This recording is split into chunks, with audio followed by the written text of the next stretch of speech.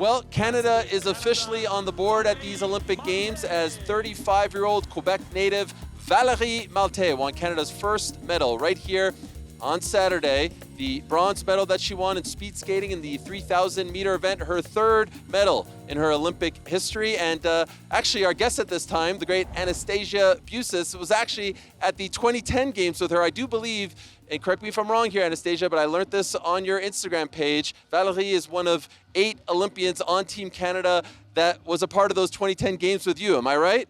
You are right, and can you believe it? I mean, what resilience, 16 years of skating around in a circle, and it was just a character skate today. Phenomenal race for Val. She knew exactly what she needed to do. She had a great pair in Francesca Lollobrigida of Italy. Of course, she went on to win the gold medal.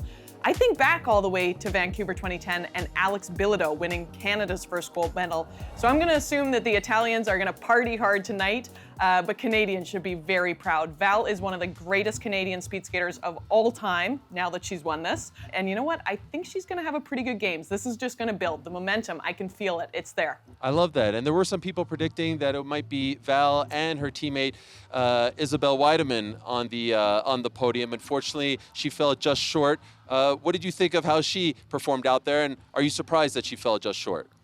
Honestly, I was one of the people that thought, you know what, there could be something real special here. I thought perhaps just for the first time ever in the 3,000 meter, we'd see 2 Canadians on the Olympic podium. Isabelle finished just off the podium, 5th place.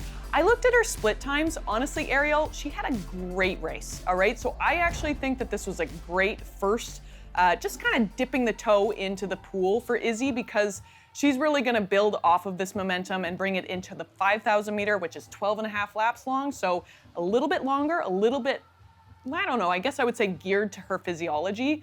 And she knows exactly what she needs to do to bring home some hardware as well. So I'm not worried at all for Izzy, but fantastic, just banner day for Valérie Maltais. And by the way, what about you? What about you in your growing career as a broadcaster? We spent a lot of time together in Paris. Now you're back home in Toronto, anchoring things as one of the faces of CBC's Olympic coverage. What's it like for you to be doing this in this particular role, and also to be broadcasting, you know, teammates of yours who not that long ago you were on Team Canada with? I can't believe how time goes. I just can't believe it's 16 years from Vancouver, 12 from Sochi. I'm having the time of my life, and to be honest, to give my voice to speed skating is the greatest honor. I'm just taking it as a love letter to my sport, to be honest. So to call that race was so special. And talking about me, let's talk about you, buddy. Anytime I'm like, oh yeah, I know them, I know you, people just like pat me on the head, because you are so wonderful at your job, and you inspire me every day. So it's just such a privilege to work alongside you, buddy. But I miss you. I miss our chats in Paris. I do as well. The feeling is very much mutual. Thank you so much for the time, Anastasia, and continued success. Keep it up back there in Toronto. Now, I had the great distinction and privilege of attending the opening ceremony here in Livigno, but it was a different kind of opening ceremony, spread out all over the region. So we spoke to a lot of the fans here, also went a little bit behind the scenes. It was a grand old time. Take a look.